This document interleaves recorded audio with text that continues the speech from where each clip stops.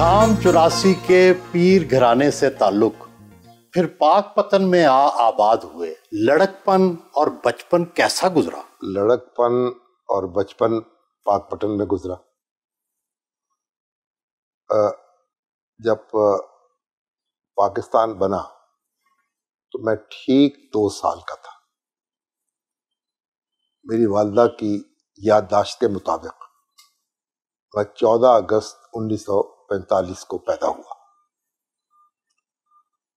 और जब हिजरत करना पड़ी होशियारपुर से, शाम 84 होशियारपुर के साथ ही था थोड़ा, तो फिर कुछ अरसा वालिद साहब लाहौर रहे, फिर साहिवाल रहे, फिर पाकपटन चले गए। वो रीडर थे डिप्टी कमिश्नर के, या वहाँ तो जिला नहीं था, सब SDM के, उनकी तकर्री वहीं हो गई या उन्होंने करा ली। तो पाकपटन में एक तो हमारे बड़े मशहूर बुजुर्ग थे पाकपटन के, हजरत अली मोहम्मद खान साहब, बस्सी शरीफ वाले रहमतुल्लाह अलैह। उन्होंने पाकपटन को अपना मस्कन बनाया, और वालिद साहब से उनका बड़ा ताल्लुक था, और उनके जो छोटे भाई थे खान साहब मोहम्मद हुसैन खान, उनसे उनका बहुत याराना था। और बाबा फरीदुद्दीन गंज शकर की दरगाह भी थी वहाँ। तो मेरा ख्याल इसलिए वालिद साहब ने पाकपटन ही को मुंतखब किया, और फिर वहीं के होके रह गए। और जो लड़कपन है उसमें भी मुझे पढ़ने का बहुत शौक था। अखबार पढ़ता था मैं, एक अखबार पढ़ के तसल्ली नहीं होती थी, 2, 3, 4 अखबार पढ़ता था।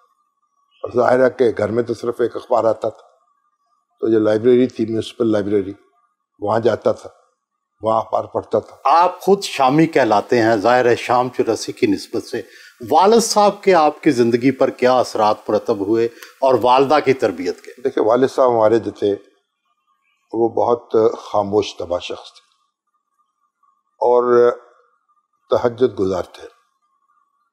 मैंने कभी उनको बेवजू नहीं देखा, और वो सुबह उठते थे और फिर हमें उठाना शुरू करते थे नमाज के लिए, और अपने काम से काम रखते थे। सैर की उनको बहुत आदत थी, बहुत शौकीन थी। और वालिदा जो थी, घर पे उनकी हुकूमत थी, उनका डिसिप्लिन था। हमारी पढ़ाई लिखाई का भी वही ख्याल रखती थी।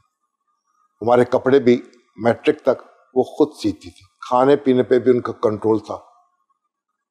अगर हम कहीं जाते, किसी घर में मेहमान होते, और वहाँ वो हमें कुछ चीज़ रखी जाती है हमारे सामने, थोड़ी सी उठा के वो हमें दे देते।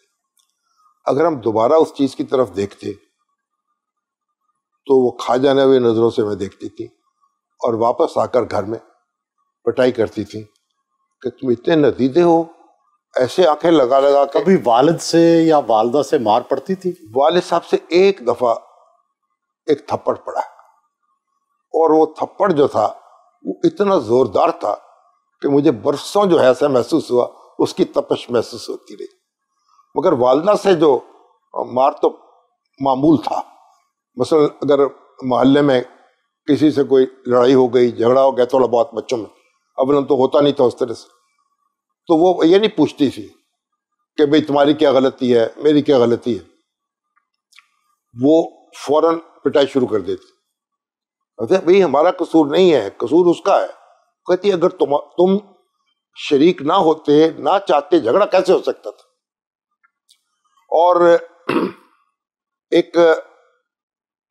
हमेशा उनको मुझ पर ये यकीन था कि मैं सच बोलता हूँ। यानी बचपन से बाज़ औक़ात उसका फायदा उठा के मैं इधर उधर कर लेता था बात भी, लेकिन उनका पक्का यकीन था, और मैं सच बोलना जो है वो मेरी आदत थी। हत्ता के बड़े भाई साहब से और मेरे दरमियान में कोई इख्तलाफ पैदा होता तो मेरी बात सुनकर वो अपना फैसला कर देते। फिर दूसरी बात यह कि वालिदा ने हमें यानी आप देखिए, वो तो कहती थी कि अगर 100 रुपए जब तुम्हारे वालिद की तनख्वाह थी تو میں نے کبھی 100 روپیہ نہیں سمجھا، اسے میں 70 روپے سمجھتا، 30 روپے پہلے دینے وہ گولک ہوتی تھی اس میں ڈال دیتی، یعنی ان کا اصول یہ تھا کہ جو آمدن ہے آپ کی اس کا 1/3 یا 1/4 کم از کم وہ ضرور بچانا چاہیے اور آمدن سے کم خرچ کرنا چاہیے۔ آپ نے اپنا ذاتی تشخص گورنمنٹ کالج ساہیوال جا کر بنایا۔ جب آپ نے اپنے سیاسی نظریات بنائے، والد کنونشن لیگ میں تھے، بڑے بھائی بھی کنونشن لیگ میں تھے، آپ محترمہ فاطمہ جناح کے ساتھ ہو گئے، تو یہ جو اختلاف تھا اس پہ پیرنٹس نے اور بھائی نے برا نہیں منایا؟ ساہیوال آیا مائگریٹ ہوتے، تو وہاں جب میں پہنچا الیکشن ہو رہا تھا، اور وہاں ہمارے پاک پٹن کے اسٹوڈنٹس کی بڑی اچھی تعداد تھی، بڑی کافی، اور ان سے پرانا تعلق تھا، اور میں اس وقت ایک ڈیبیٹر بھی تھا، کالج میں تقریر کرنے کا بھی شوق تھا۔ تو جب میں وہاں پہنچا تو الیکشن ہونے والے تھے یونین کے، تو انہوں نے کہا کہ یہ الیکشن لڑنا ہے۔ اب وہاں الیکشن میں پہلے کوالیفائنگ ڈیبیٹ ہوتی تھی، انگریزی میں اور اردو میں آپ ڈیبیٹ کریں گے فی البدی، اور اس میں سے جو بچے کامیاب ہو جائیں گے پھر وہ الیکشن لڑیں گے۔ تو جو صاحب بڑے معتبر امیدوار تھے اور بڑی ان کا یعنی قد کاٹ تھا، سمجھا جاتا تھا جیتیں گے، وہ اس میں ڈسکوالیفائی ہو گئے، وہ کلیئر نہیں کر سکے ڈیبیٹ۔ اب میں ہو گیا اور ایک صاحب اور تھے، وہ شاعر تھے، تور صاحب۔ تو ہمارے جو نوجوان تھے، وہ ہمارے اپنے پاک پٹن کے بھی، پھر ساہیوال کے بھی مجھے نوجوان، انہوں نے کہا جی یہ کیا ہوا، آپ کو صدر ہونا چاہیے۔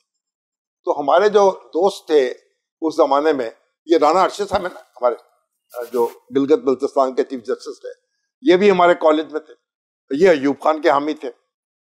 تو اب انہوں نے وہاں فیصلہ کیا، انہوں نے کہا نہیں جی آپ بیٹھ جائیں اور وہ دوسرا امیدوار جو ہے وہ جیتے گا۔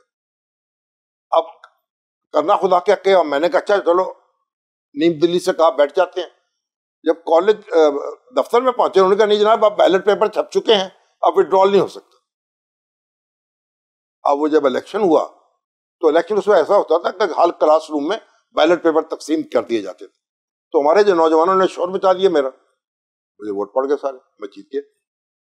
اب وہی سال تھا جو محترمہ فاطمہ جناح الیکشن میں حصہ لیا، ہم نے پھر مادر ملت یوتھ کمیٹی بنا لی، اور سجاد میر صاحب مجھ سے 2 سال جونیئر تھے، وہ ان کو چیئرمین بنا دیا اس کمیٹی کا، اور ایک دوسرے میرے دوست بعد میں کرنل بن گیا کسور رسی، وہ سیکرٹری بن گئے۔